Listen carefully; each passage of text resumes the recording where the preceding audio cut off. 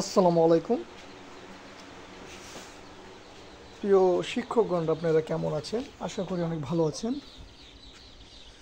আমি হাজির হয়ে গেলাম আপনাদের সামনে অনেক দিন পর একটি আপডেট নিয়ে। ভিডিওর থাম্বনেল অথবা টাইটেলে আপনারা দেখতে পাচ্ছেন স্বতন্ত্র ইবতেদায়ী মাদ্রাসা 1306টি এমপিভুক্ত হচ্ছে, তাহলে বাকি কি হবে চলুন এই ভিডিওর মাধ্যমে বোঝার চেষ্টা করি। এটা একটাই থাম্বনেল দিয়েছি, মানে বাকিগুলোর কি হবে। এখন আপডেটটি দেওয়া শুরু করি। আর এখানে যারা সংযুক্ত ইবতেদায়ী শিক্ষকরা আছেন তারা আমার প্রোফাইল, ফেসবুক প্রোফাইল পেয়ে যাবেন আমার ভিডিও ডিসক্রিপশনে। তারা আমার ফেসবুকের প্রোফাইলে চলে আসবেন এবং আমাকে মেসেজ করবেন। মেসেজ করলে আপনারা জানতে পারবেন বাংলাদেশ সংযুক্ত ইবতেদায়ী শিক্ষক ফোরামের পরিকল্পনাগুলো কীভাবে চলছে, সেগুলো বিস্তারিত জানতে পারবেন। আপাতত 10 তারিখ পর্যন্ত কোনো আপডেট আমরা দিতে চাচ্ছি না এই মাসের। পরবর্তীতে আপডেটগুলো ইউটিউবের মাধ্যমে পেয়ে যাবেন ইনশাল্লাহ। চলুন, স্বতন্ত্র ইবতেদায়ী মাদ্রাসা 1306টি এমপিভুক্ত হচ্ছে এরকম একটি সুখবর ইতিমধ্যেই হয়তো আপনারা জানতে পেরেছেন বা জানেননি, এখন জানবেন। এটি হতে পারে, আপনারা বারবার আমি বলতেছি এটি যে হবেই শিওর না, হতে পারে। সংবাদটি জেনেছি কোনো একটি মাধ্যমে, তাই আপনাদেরকে জানানোর চেষ্টা করতেছি। সেই সংবাদটি হলো অলরেডি আপনাদের 1306টি বা 1519টি অনুদানভুক্ত প্রতিষ্ঠানকে এমপিওভুক্ত করার ফাইলটি সই হয়েছে, এরকম একটি তথ্য পাওয়া গেছে। সেই তথ্যটি আপনাদের সামনে শেয়ার করার জন্য আমি হাজির হয়ে গেলাম। এবং বাকি যেই প্রতিষ্ঠানগুলো আছে আরও 6000-এর মতো, 6000+, সেই সকল প্রতিষ্ঠান কি হবে, আদৌ কি হবে তাদের কপালে, সেটা বোঝার চেষ্টা করেন আপনারা নিজেরাই।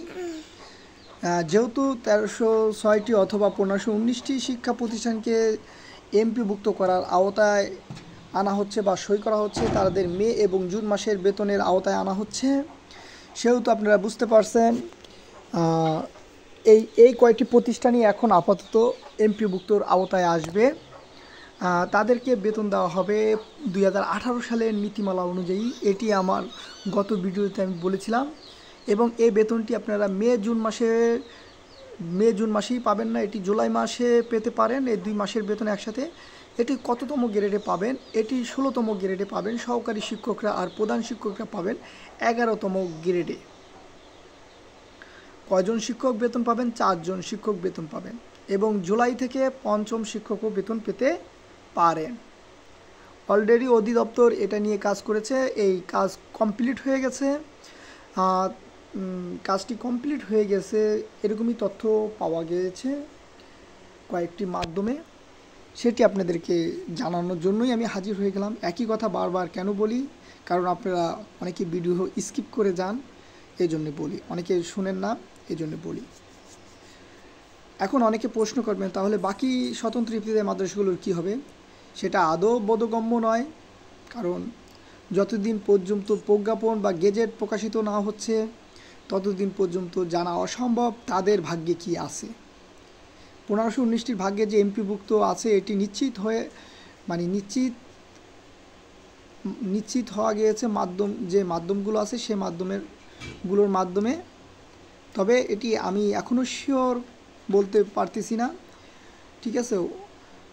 সই হয়েছে এমপিওভুক্তর উপর না জাতীয়করণের উপরে নাকি ধাপে ধাপে, সেটি বলা অসম্ভব। কিন্তু 1519টি যে এমপিভুক্ত হচ্ছে এটি প্রায় নিশ্চিত।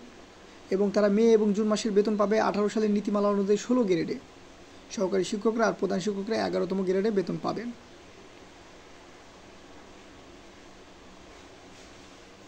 এটি আবার নাও হতে পারে। তবে যে আপডেটটি আসলো সেই আপডেটটি আপনাদেরকে জানিয়ে দিলাম। অনেকে মেসেজ করেন যে আপডেট দিন। যে আপডেটটি আমার কাছে ছিল সেই আপডেটটি আপনাদেরকে জানিয়ে দেওয়া হলো। তার মানে এমপিভুক্ত যদি একবার হয়ে যায়, যদি জাতীয়করণের কোনো ঘোষণা না আসে, তাহলে আপনারাও কিন্তু সংযুক্ত ইত্তেফাকের সাথেই মিশে গেলেন। আর বাকি প্রতিষ্ঠানগুলো, যে সব স্বতন্ত্র প্রতিষ্ঠানগুলো আছে, সেগুলো কিন্তু আবারও তৃষ্ণার্ত বা ক্ষুধার্তই থেকে গেল। তাহলে এই বলে আজ আমার ভিডিওটি শেষ করতে চাচ্ছি। আসসালামু আলাইকুম ওয়া রাহমাতুল্লাহি ওয়া বারাকাতুহু।